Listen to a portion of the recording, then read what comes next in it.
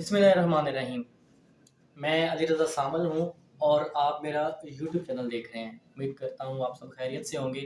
سب لوگوں کو پتہ ہے کہ آج کل بہت ہی ہاٹ فیوریٹ ٹاپک زیر بحث ہے پورے پاکستان میں، بلکہ پاکستان کے جو ہمسایہ ملک ہیں بھارت میں، وہاں پہ بڑی لڑیاں ڈالی جا رہی ہیں جاوید اختر کے بیان کو لے کر۔ سب سے پہلے تو میں اپنے پاکستانیوں کی طرف سے یہ کہنا چاہتا ہوں کہ ہم یہ سمجھتے تھے کہ جاوید اختر صاحب ایک انتہائی مہذب اور اہل ادب سے تعلق رکھنے والے انسان ہیں، اور ہم ان سے اس قسم کی جو یہ مطلب میں تو اس کو بلو دی بیلٹ ہی بات کہوں گا، اس بات کی ہم توقع نہیں کر رہے تھے کہ جاوید اختر صاحب جو ہے وہ اس قسم کی چول بھی مار سکتے ہیں۔ اور پاکستان میں بہت محبت کی جاتی تھی جاوید اختر کے ساتھ، اور اس محبت کا انہوں نے یہ صلہ دیا ہے کہ فیض فیسٹیول میں پاکستانیوں نے بڑی محبت، ادب اور احترام کے ساتھ ان کو as a chief guest invite کیا، اور جاوید اختر صاحب نے اپنی اوقات دکھا دی۔ کیوں نہ اوقات تو انہوں نے دکھانی ہی تھی، کیونکہ بعض لوگوں کو عزت راس نہیں آتی، اور وہی ہوا، جاوید اختر صاحب کو بھی عزت راس نہیں آئی، اور جاوید اختر صاحب نے انتہائی گھٹیا گفتگو کرتے ہوئے کہا کہ پاکستان میں ابھی بھی ممبئی حملوں کے ذمہ دار ہیں، وہ گھوم پھر رہے ہیں۔ بھائی آپ تو آپ کا دعویٰ ہے، آپ کی حکومت کا دعویٰ ہے کہ آپ جو ہے وہ سرجیکل سٹرائک کے بڑے ماہر مانے جاتے ہیں، تو پکڑ لیں آ کے ان کو سرجیکل سٹرائک کر کے، ممبئی حملے کے جو ماسٹر مائنڈز ہیں یا جو بھی ہیں۔ پہلی بات تو یہ ہے کہ پاکستان مانتا ہی نہیں ہے کہ ممبئی حملوں کے پیچھے پاکستان تھا۔ دوسری بات یہ ہے کہ آپ لوگوں نے ممبئی حملوں کی جو صحیح، جینون اور شفاف تحقیق ہے وہ کروانے کے لیے آپ بلاتے اقوام متحدہ کے نمائندوں کو، اور پاکستان کے ساتھ مل کے اس کی تحقیق کرواتے۔ آپ لوگوں نے نہیں کروائی، کیوں؟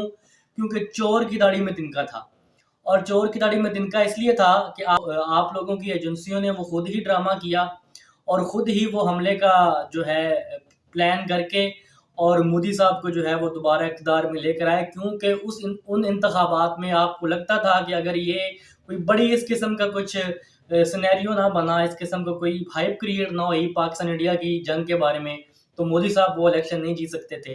تو اسی پیرائے میں جناب مودی صاحب نے وہ الیکشن جیتا۔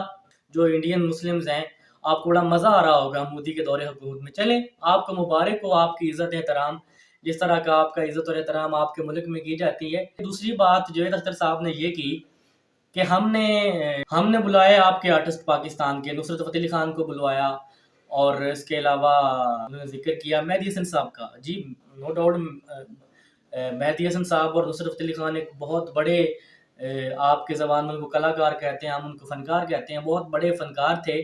اور باقی جو یہ فنکار ہوتے ہیں ان کی کوئی سرحدیں نہیں ہوتی، فن کی کوئی سرحد نہیں ہوتی، یہ ہم نے آپ لوگوں سے سنا اور سیکھا ہے۔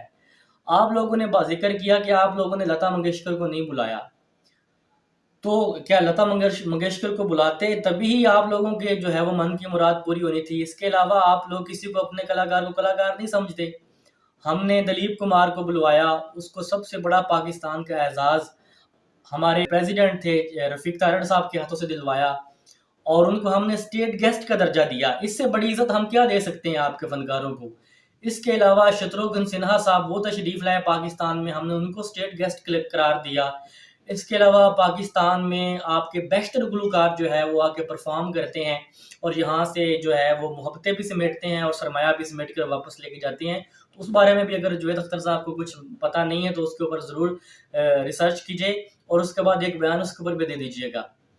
آپ کے دلیر مہدی صاحب جو ہیں وہ پاکستان میں اکثر و بیشتر یہاں پائے جاتے ہیں، اور یہاں آ کر انہوں نے کئی محفلیں اٹینڈ کی ہیں۔ اس کے علاوہ میکا سنگھ ہیں، اس کے علاوہ اور کافی بہت سارے جو فنکار انڈیا کے ہیں پاکستان میں آ کے پرفارم کر کے گئے ہیں، اور پاکستانی نے بڑی محبت دی ہے ان کو، کیونکہ پاکستانی صرف محبت دینا ہی جانتے ہیں۔ پاکستانی آپ لوگوں کی طرح نفرت نہیں پھیلاتے، پاکستانی آپ لوگوں کی طرح نفرت کا اعلی کار نہیں بنتے، اور ہم نے ہمیشہ اپنے گیسٹس کا، مہمانوں کا ادب اور احترام اور ان کو عزت اور تکریم دی ہے، لیکن آپ لوگ اکثر اپنی اوقات دکھا جاتے ہیں، جیسا کہ جاوید اختر صاحب نے دکھائی ہے۔ مجھے یاد ہے ایک کنسرٹ ہوا تھا کراچی میں، وہاں پہ سونو نگم صاحب تشریف لائے تھے، میرے فیورٹ سنگر ہیں، میں نے شروع سے بڑا ان کو فالو کیا ہے، سونو نگم کو بہت میرے ہاٹ فیورٹ رہے ہیں شروع سے، اور سونو نگم کے اس کنسرٹ میں تل دھرنے کی جگہ نہیں تھی، لوگ اتنے آ گئے تھے سونو نگم کی محبت میں، اس لیے آ گئے تھے کہ وہ ہمارے مہمان تھے، ہم نے ان کو VIP پروٹوکول دیا, ہم نے ان کو محبتیں دیں, ہم نے ان کو